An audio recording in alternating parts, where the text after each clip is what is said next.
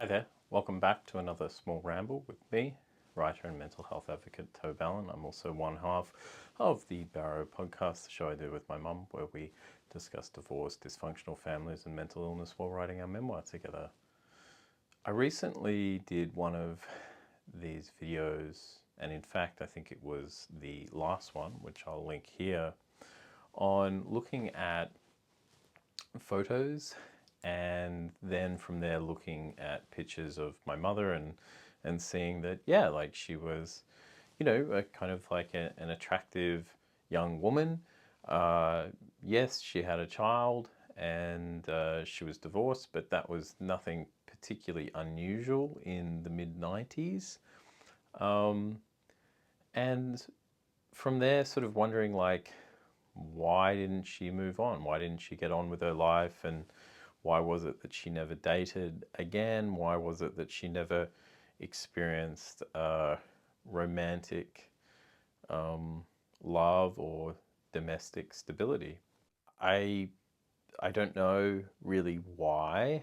I mean, it has so much to do with her own internal logic, which is that partly it was her religion, partly it was her anxiety, and then partly, but perhaps mostly, it was her relationship with her own parents, especially her relationship with her mother. But her relationship with her parents generally seemed to, that was who she had her primary relationship with.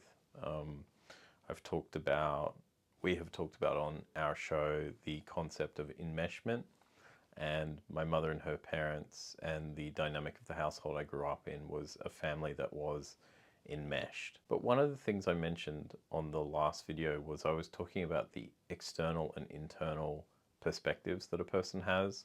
The fact that my mother could not see herself objectively at all and felt very cut off and isolated from the world of love, relationships, getting on with things. And I don't know how she saw herself exactly, but she certainly saw herself as being removed from it and not able to participate in those things. And this is obviously very sad to reflect on, and very sad to sort of, to hear and to contemplate, and all of this, particularly in face of so much contradictory evidence that, this was actually a fairly bright, by bright I mean intelligent woman who, at the time that she got divorced, she was only 33, I want to say, 34 maybe.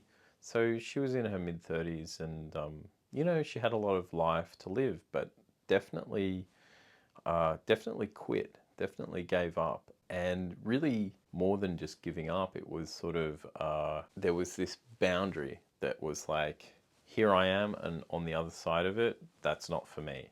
She just kind of ruled out any options or possibilities that life might have. And maybe I'll reflect a little bit more on the effect of that at another stage, because over the course of doing this project, obviously, and particularly with the episodes that are coming out on the main show now, on the podcast, I'm getting a really clear sense that Mum and I were raised almost in the exact same way.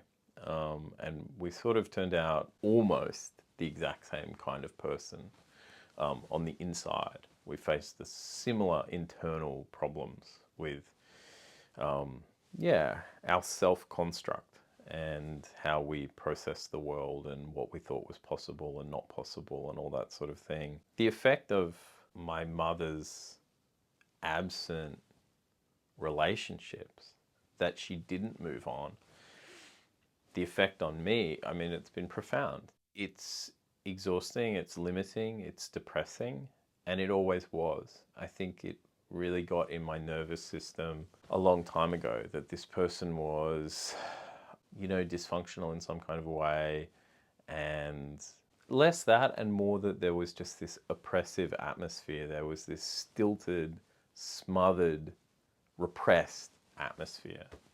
And yeah, it's really had this horrible impact on me. I also grew up thinking that life was not possible, that I didn't have any options, that, romance, relationships, fulfillment of any kind, success even, that all of that was for other people and it was not for me. And I really believe that, even in the face of contradictory evidence. So in a similar way where I'm looking back on mum and going like, hang on, you were like attractive, you had a job, like you know, what happened here? Why did you not sort of develop a life for yourself?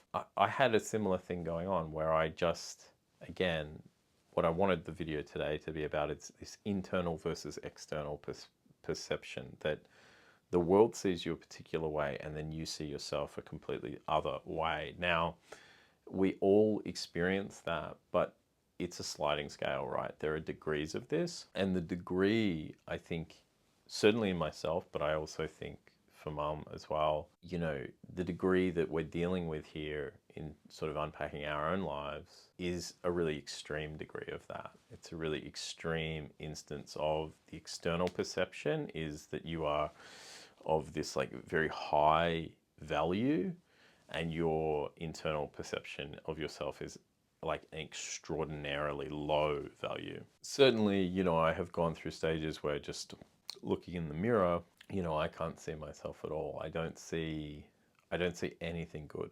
I just see failure. I just see ugliness. I see worthlessness, you know. I have never had much in the way of self-worth or self-esteem.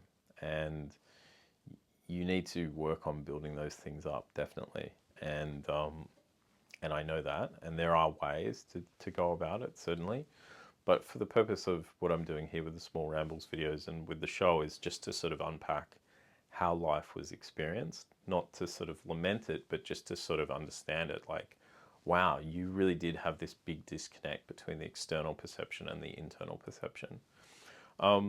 It's been really stark and it's been really confronting to think about both in my own case, but in mum's case as well. But I suppose the upshot of looking back has been able to, well, to acknowledge it and to try not to make the same mistakes. And that's really all I'll say for right now. I think that moving forward, we're going to be looking at The Body Keeps the Score and looking at sort of childhood development and sort of maybe what actually happened to our respective nervous systems and why it is that this disconnect in us between that external and internal perception emerged and became so stark and so completely discrete. It's very hard to wrap your head around, and particularly if you've gone through something like this and you're looking back like, what the hell, you know, I was fit and young and attractive and successful, and I just felt the opposite of all those things.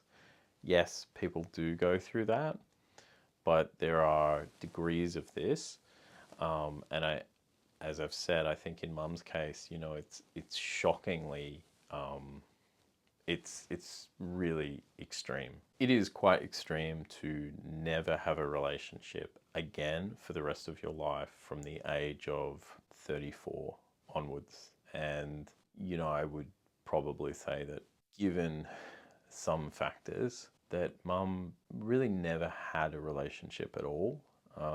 Her marriage was largely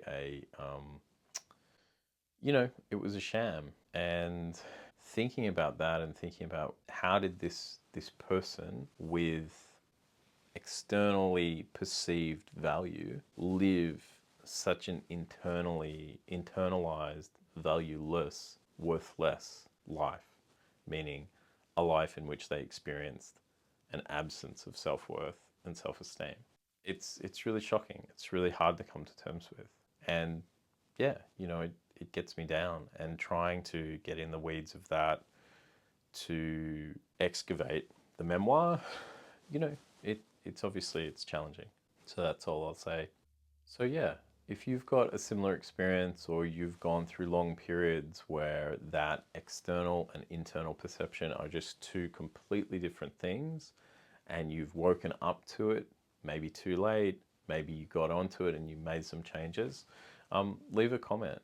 Tell me what you did or what you noticed, and I'm also always interested to hear from people who had parents who did not have a romantic life or connection, and what that created for you in terms of an atmosphere. I'm not blaming mum for this. I have a lot of sympathy, but I'm also very sad about it, and I'm coming to terms with its effect. So if any of that resonates, leave a comment. And of course, if any of that resonates, then you'll love the Barrow podcast. You can find further links and information in the description to today's video, as well as on the homepage of this YouTube channel. Until next time, bye.